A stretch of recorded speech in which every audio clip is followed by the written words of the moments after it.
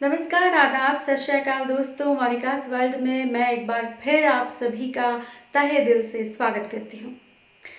दोस्तों, सबसे पहले तो आपको दिल से थैंक यू कहना चाहती हूँ, शुक्रिया कहना चाहती हूँ, धन्यवाद कहना चाहती हूँ, क्योंकि आपने मेरा जो पिछला वीडियो था संविधान दिवस की स्पीच का, उसको इतना ज़्यादा प्यार दिया है कि उसके जो व्यूज़ हैं वो लगातार बढ़ते ही जा रहे हैं। आपका जब इतना प्यार मिलता है, इतना सपोर्ट मिलता है, तो ऐसा लगता है कि मेरी जो भी मेहनत है वो पूरी तरह से सफल हो गई और मुझे उसका फल मिल गया। बस इसी तरह से आपका प्यार, आपका सपोर्ट मेरे साथ हमेशा बनाए रखिएगा। आप में से कई लोगों ने ये कहा था कि उन्हें मानव अधिकार दिवस पर स्पीच का एक वीडियो चाहिए, तो लीजिए, हाजिर है आज आपके लिए मानव अधिकार दिवस पर यानी कि 10 दिसंबर पर स्पीच देने के लिए एक खास वीडियो।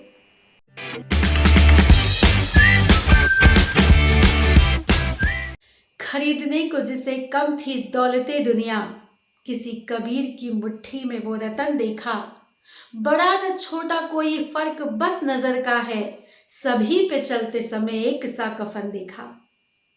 आदरणीय मुख्य अतिथि महोदय, सम्मानीय अध्यक्ष महोदय एवं उपस्थित मंच, आज 10 दिसंबर यानी कि मानव अधिकार दिवस को मनाने के लिए, मानव के अधिकारों पर चर्चा करने के लिए हम सभी यहाँ पर एकत्रित हुए हैं। एक बच्चा जब जन्म लेता है तो अपने जन्म के साथ ही वो कुछ ऐसे अधिकार अपने साथ लेकर आता है जो उसके मूलभूत अधिकार होते हैं, ऐसे अधिकार जो उसके साथ आजीवन होते हैं। कल्पना कीजिए कि यदि हमारे पास अपने मूलभूत अधिकार नहीं होते तो हमारा जीवन कितना दुश्वार होता, कितना मुश्किल होता, कितने अधिक अत्याचार हो रहे होते। यदि ये अधिकार हमारे पास हैं तो ही आज हम आजादी के साथ अपना विकास कर पा रहे हैं और खुद को आगे लेकर जा पा रहे हैं और अपने साथ साथ समाज और देश को भी आगे बढ़ा पा रहे हैं। दुनिया में दूसरे विश्व युद्ध के बाद जो देशों के हालात थे उनको मद्देनजर रखते हुए एक आयोग का गठन किया गया, जिसको मानव अधिकार आयोग कहा जाता है, जो 1948 को गठित किया गया था। इस आयोग ने यह तय किया कि मानव के अधिकारों का हनन कदापि नहीं हो सकता। मानव के अधिकारों की सुरक्षा हर हाल में होना अत्यधिक आवश्यक है। रोटी, कपड़ा और मकान जैसी मूलभूत आवश्यकताओं की पूर्ति करने का अधिकार, समानता का अधिकार, चाहे व्यक्ति किसी भी धर्म, किसी भी जाति का हो, किसी भी वर्ण का हो, उसके साथ किसी भी प्रकार का भेदभाव न किया जाए, बल्कि उसके साथ समानता का व्यवहार किया जाए और सभी धर्मों के लोगों को, सभी जातियों के लोगों के साथ एक समान व्यवहार किया जाए, ये हमारा मूलभूत अधिकार है। शिक्षा का अधिकार, हर व्यक्ति को शिक्षा पाने का पूर्ण रूप से अधिकार है, शिक्षित होने का अधिकार है। एक महिला को भी महिला होने की वजह से कोई भेदभाव न किया जाए, बल्कि उसे भी आगे बढ़ने का पूरा अवसर प्रदान किया जाए। इसके अलावा ऐसे बहुत से अधिकार हैं जिनकी जानकारी हम में से कई लोगों को नहीं है। मानव अधिकार ने तो हमारे लिए वो सारे अधिकार निहित किए हैं, सुरक्षित किए हैं, ताकि हम अपने उन अधिकारों का इस्तेमाल करके अपने जीवन को और भी ज्यादा सुदृढ़ बना सकें, अपने देश और समाज को सुदृढ़ बना सकें। लेकिन इस अधिकारों की जानकारी के अभाव की वजह से बहुत से लोग आज भी अत्याचार सहन करते हैं, अन्याय सहन करते हैं, क्योंकि उनको ये जानकारी नहीं कि उनके पास कौन कौन से अधिकार सुरक्षित हैं। संयुक्त राष्ट्र संघ के द्वारा मानव के अधिकारों के लिए गठन तो कर लिया गया, लेकिन मानव को उसके अधिकारों के प्रति जागरूक कैसे किया जाए, लोगों को अपने अधिकारों की जानकारी कैसे दी जाए, इसी को मद्देनजर रखते हुए 2006 में एक संयुक्त राष्ट्र परिषद का गठन किया गया और 48 देश उसके सदस्य बने। बड़े गर्व की बात है कि भारत देश भी उस मानव अधिकार परिषद का सदस्य है और समय समय पर अपनी भूमिका का निर्वहन करता है।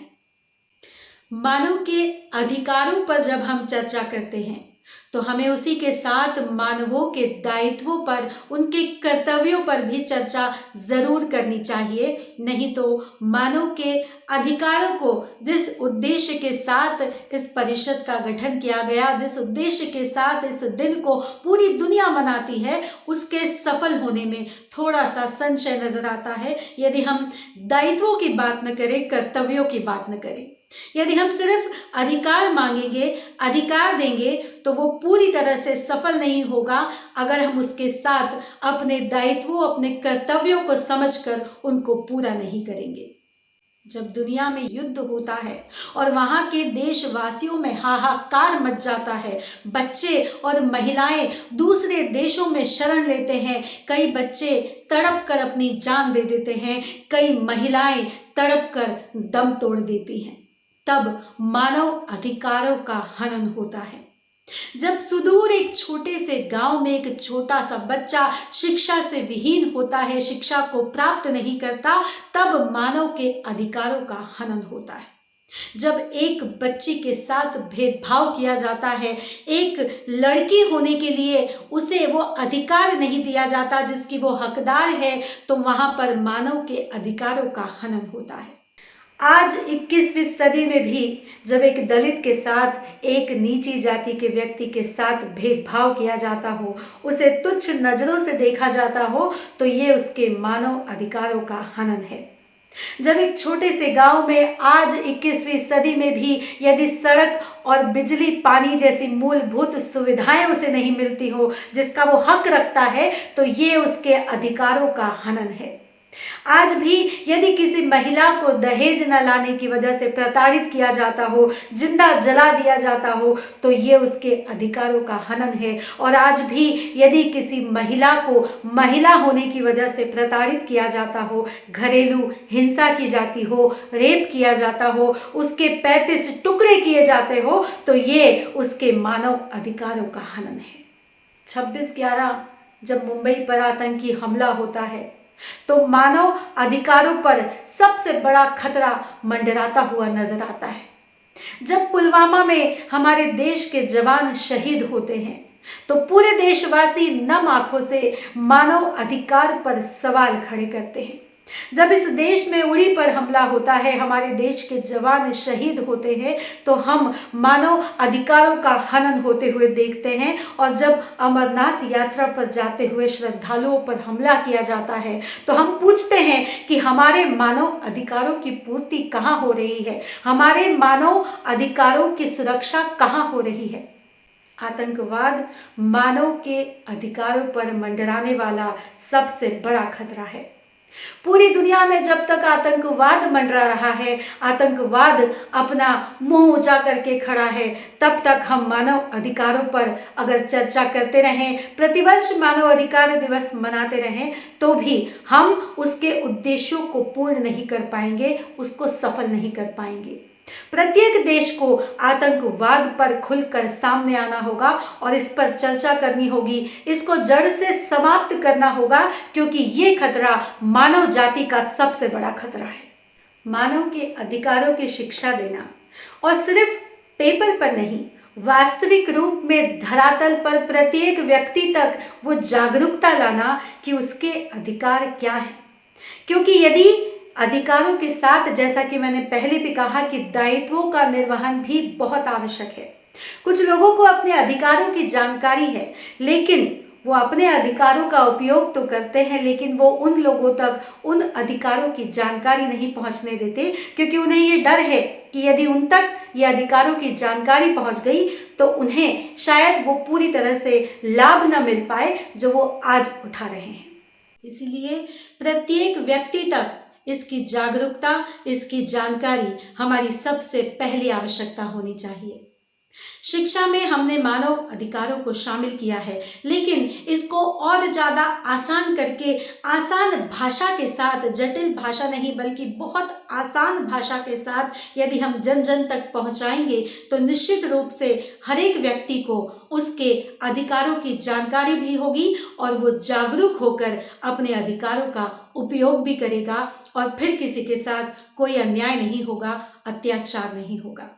अंत में मैं बस इतना कहूंगी कि हम सिर्फ एक दिन 10 दिसंबर को नहीं बल्कि हर दिन अपने दायित्वों, अपने कर्तव्यों का ईमानदारी से निर्वहन करें और अपने अधिकारों को जाने पहचाने, दूसरे व्यक्तियों को भी सजग करें, उनको उसकी जानकारी दें, तो निश्चित रूप से इस देश में शांति कायम होगी, अमन और चैन कायम होगा। जो सदियों से सनातन धर्म हमारा चला आ रहा है, जिसके लिए भारत देश जाना पहचाना जाता है, वो शांति, अमन और चैन हम कायम कर पाएंगे यदि हम अपने अधिकारों के साथ अपने दायित्वों और कर्तव्यों को भी पहचानेंगे और उसका निर्वहन ईमानदारी से करेंगे। एक दिन हम सबको अपने होने का सबूत देना है और उस ऊपर वाले को जवाब देना है। ये बात हमेशा याद रखिएगा।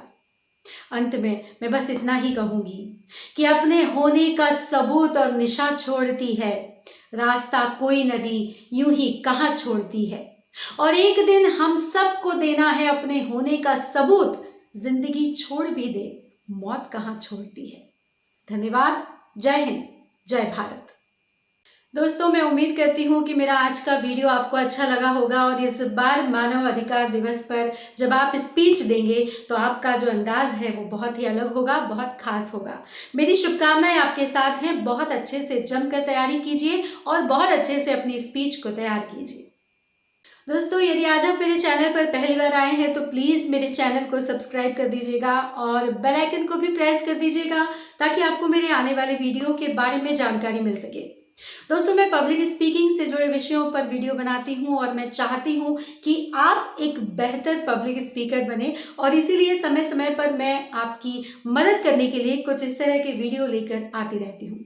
यदि आपके कोई सुझाव हैं तो आप मुझे कमेंट बॉक्स में बता सकते हैं या फिर आप मुझे मेल भी कर सकते हैं।